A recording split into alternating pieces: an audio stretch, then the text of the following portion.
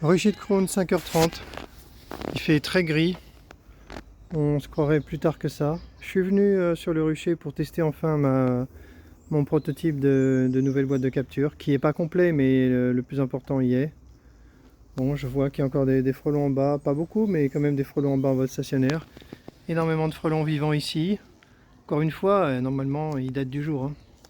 Normalement. Hein. On en voit pas mal qui sont sur le plafond. Ici, j'espère qu'ils vont pas y rester trop longtemps. Donc voilà la nouvelle boîte. Il y a 2 élastiques qui ne devraient pas s'y trouver. Là, il y a un petit décalage qui ne devrait pas s'y trouver. Il n'y a plus, ce qu'on voit tout de suite, c'est qu'il n'y a plus de grillage. Il n'y aura plus de grillage. Il y a une croix qui est découpée dans le plastique. Quoi d'autre? Le cône ne sera pas, bien sûr, ne sera plus une bouteille. Ce sera tout simplement un entonnoir. J'ai trouvé des petits entonnoirs de dosage à poudre. J'en ai commandé pour tester, il faut que je trouve la bonne taille et on le placera dessus et il sera coincé dans le... Il y aura des petits coinceurs découpés dans la boîte. Donc on aura un truc intégré, tout sera clipsé, donc il n'y aura pas d'élastique, les 2 boîtes seront clipsées et bien alignées l'une sur l'autre. Petite pause pour taper un ou 2 frelons. J'ai pas eu besoin, il est rentré tout seul. C'est bien. C'est bien. Bon, il y a beaucoup moins de frelons. Là franchement je suis écœuré par le fait de perdre les ruches et le fait de les perdre peut-être pour la question de nourriture. Ça vraiment là, je m'en veux.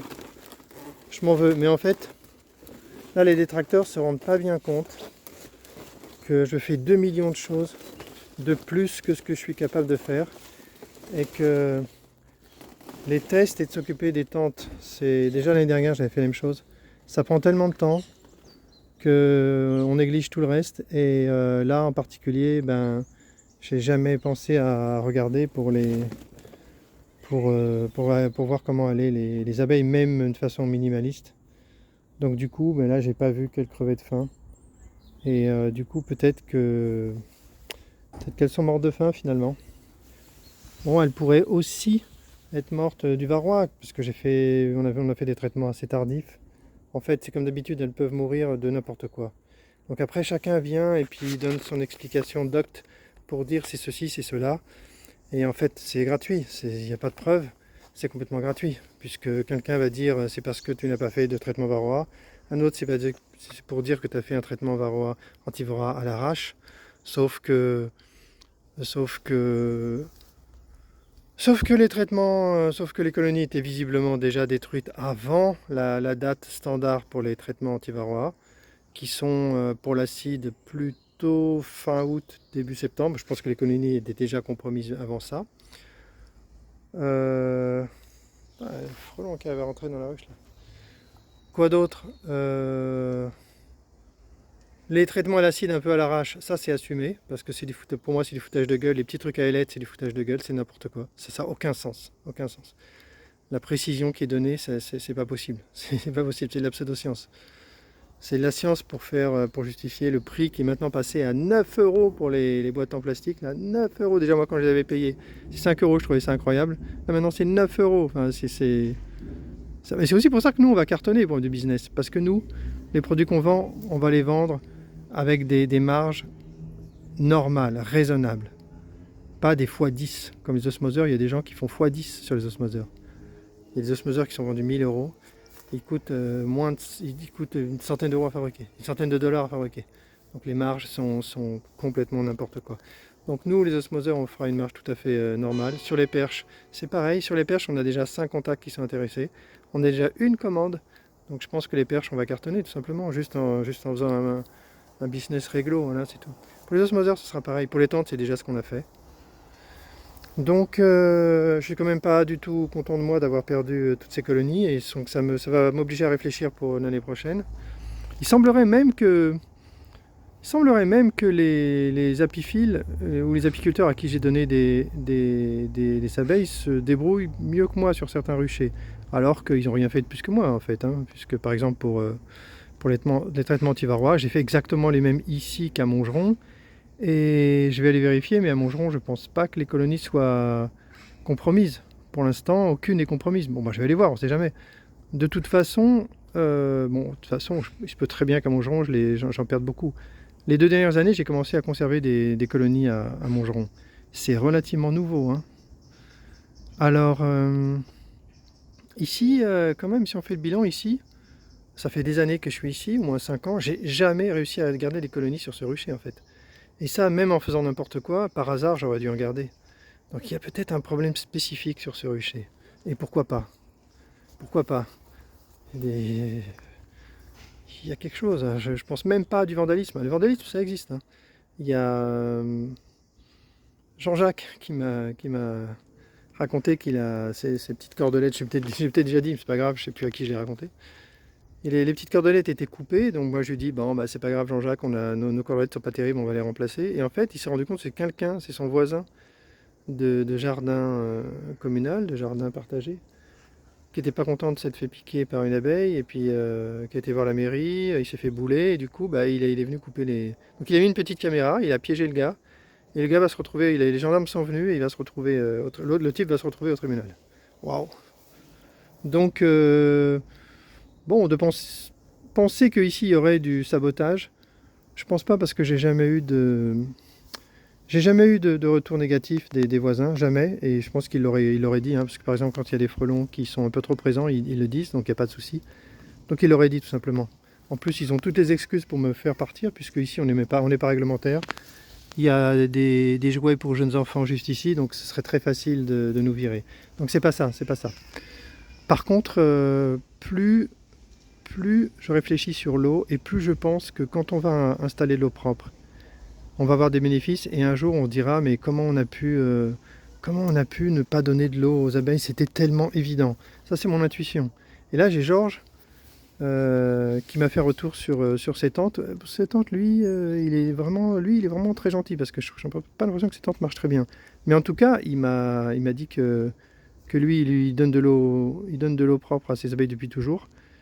Et que pour lui c'est une évidence. Et je crois qu'en fait il a raison quoi.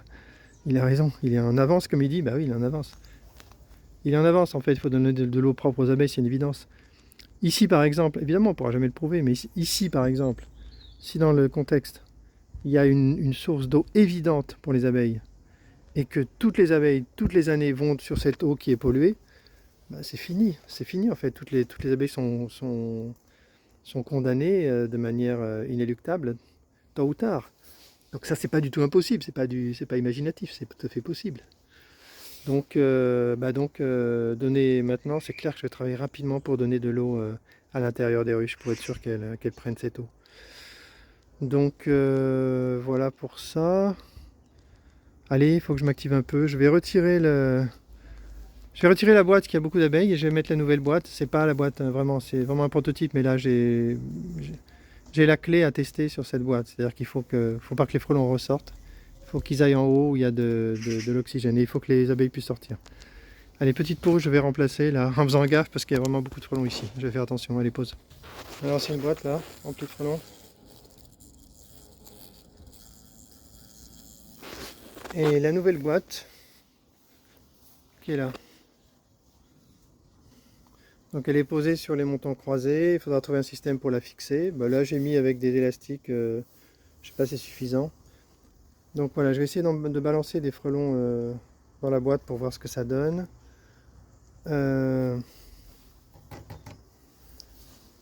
Sinon une autre idée, il y a Sébastien Marseille qui veut tester la tente par grand vent. Et j'ai une suggestion à faire en fait. L'idée, ce serait de remplacer les haubans par des élastiques, des haubans élastiques, de fixer la tente en bas avec des piquets et des petites cordelettes de 10 cm pour pas que les pieds de la tente puissent aller très loin, et de mettre des élastiques qui ramèneraient la tente à sa position quand elle est chahutée par le vent. Truc à tester, hein. Par contre, moi, je sais pas comment je vais trouver du vent pour tester ça. Ouais, une idée à tester. Je sais pas, il faudrait déjà trouver des élastiques candidats. Il faut que la tension soit parfaite. Et il faut que les tendeurs soient assez éloignés de la tente. Allez, je vais taper un frelon ou deux pour les faire monter. Voilà, j'ai réussi à en faire monter un. Ça va être pas mal ce test. J'ai tardé à le faire, hein. Vache. Petite pause, je vais essayer de mettre le coup au bon endroit. C'est facile, les languettes dépassaient de chaque côté. Ah, j'adore l'idée du... J'adore l'idée de l'entonnoir. Idée accréditée à Nadezda. C'est Nadezda qui a trouvé l'idée. J'ai donné les spécifications. Oh là là là là là là, c'est trop beau. C'est trop beau. Ouais, j'ai donné les spécifications. C'est pour ça qu'il faut parler, hein. Il faut parler. J'ai donné les spécifications, puis j'ai dit quoi, vous ne connaîtriez pas un objet qui fait ça, parce que j'ai pas envie de le faire avec mon petit cône carré, là, je le sens pas et tout. Et puis elle a trouvé l'idée, elle a dit bah c'est un entonnoir que tu veux. Ah bah ouais, un entonnoir. Et là j'ai dit c'est gagné parce que je savais que sur Alibaba, je trouverais les entonnoirs de toutes les tailles possibles. Là j'ai trouvé, donc j'ai été chercher. J'ai trouvé des entonnoirs à poudre, c'est un truc genre biologique quoi. Ça peut coûter assez cher, mais en fait j'en ai trouvé à 10-15 centimes. Donc je les ai commandés, je vais les recevoir, je vais tester, voilà, l'affaire sera réglée. Alors évidemment André s'inquiète que je ne puisse pas bloquer l'entonnoir sur la boîte, mais bien sûr que si, je vais faire des petites encoches dans le plancher en plastique, comme une sorte de picot quoi, qu'on soulève un peu et l'entonnoir se coincera dedans. Et voilà, le tour est joué, on aura une boîte géniale. Ensuite, une autre question, là on livre tous nos secrets, hein. Là, on est transparent sur la conception. Donc, on se pose la question, moi j'ai envie que les deux boîtes soient identiques. André n'a pas envie parce qu'André n'aime pas que les trucs soient pas clean. Mais en fait, ça peut être intéressant. Il est peut-être d'accord en fait. Donc les deux boîtes seraient identiques et simplement la boîte du dessus, il y aurait la croix ici, comme ça, qu'on ne découperait pas. Et peut-être dans certains cas, on pourrait mettre trois boîtes. Peut-être ça pourrait servir à quelque chose un jour de mettre trois boîtes. Je sais pas à quoi, je l'ai déjà fait une fois. Je sais pas, à voir, à voir. Par contre, si les deux boîtes sont différentes, ce qui est possible aussi, ça coûterait pas plus cher en fait. Si les deux boîtes sont différentes, bah, on pourrait mettre des logos différents, en bas, en haut. Et on pourrait éventuellement faire en sorte que la boîte du haut ne soit pas translucide. Avec l'idée que quand les frelons voient les frelons, ça les attire. S'ils ne les voient pas parce que ça ne sera pas translucide, il faut que ça laisse passer la lumière. Je ne sais pas quel est le mot. Il faut que ça laisse passer la lumière. Un peu un truc en teinté, quoi. Légèrement teinté, un peu comme ça, quoi. Voilà, le fond serait en blanc comme ça, un peu plus foncé pour qu'on ne voit pas les frelons à travers, mais que la lumière rentre. Et du coup, ça éviterait que les frelons soient trop attirés par la boîte. C'est peut-être une bonne idée, ça pourrait justifier que les deux boîtes soient différentes. Faut tester toutes ces idées, hein. Faut vérifier toutes ces idées. Mais c'est vrai qu'il ne nous reste pas beaucoup de temps. Ouais, je suis content d'avoir testé ça, ça m'a vraiment, là j'ai du mal à m'y mettre, hein. Mais là c'est bon, là tout est résolu. Il reste encore à fixer la boîte là après. Là c'est bien, on voit que ça vient là. Ça on voit que c'est solide. Ça c'est solide, ça va porter, ça porte 500 grammes ou 1 kilo de frelons, sans aucun problème. Sans aucun problème. Là notre boîte là ne va pas prendre beaucoup d'eau.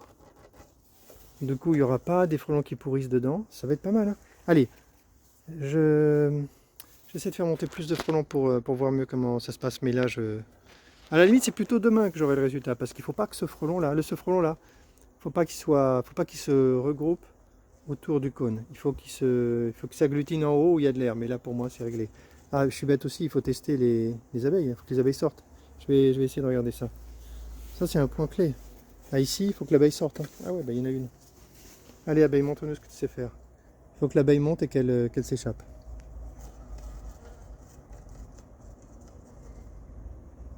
C'est pas le cas. Ouais, elle ne s'échappe pas facilement, donc il faut faire attention. Peut-être falloir faire attention. Mettre des trous un peu plus gros ou... Ouais. Va peut-être falloir que je revienne avec un truc un peu mieux. Puis en plus, ça peut pas être là. Les deux bois doivent être l'une sur l'autre. Donc les trous ne doivent pas être sur la partie horizontale, ils doivent être sur la partie verticale. Donc il va falloir qu'elle ne sorte pas, l'abeille. L'abeille ne sort pas. Ok, il va falloir que je revienne demain pour tester ça. Mais là, je suis sur la bonne voie. Je vais mettre quelque chose pour libérer l'abeille. Peut-être un bout de plastique. On va voir. Allez, petite pause là pour l'instant. Ouais, je voulais vérifier aussi si les abeilles se sont attaquées au sucre. Parce que elles ont tellement mangé que là, si elles ont déjà mangé le sucre que j'ai donné, alors là, je laisse tomber. Allez, je regarde, j'ouvre. Voilà les abeilles qui sont sur le sucre. Le sucre est déjà sec, elles ont tout aspiré. Il faut que j'en ramène très très vite là. Dès demain, j'en ramène. Et dès demain, j'en donne partout à Montgeron.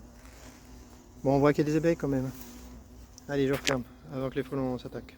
Bon, ben la nouvelle boîte capture normalement, il n'y a pas de souci. Je verrai demain si ça respire correctement, mais je pense que oui. Donc demain, il faut que je revienne avec une boîte un petit peu plus aboutie. Je change les élastiques, j'utilise les picots. Je vais mettre deux cônes.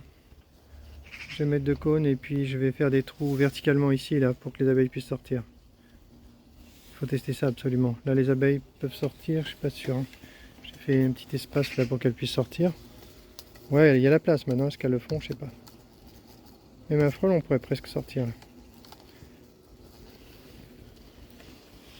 Bon bah voilà, ça va être tout, il commence à pleuvoir. Je vais y aller. Donc Rochette Couronne teste la nouvelle boîte de capture 2025. Allez, fin de la vidéo.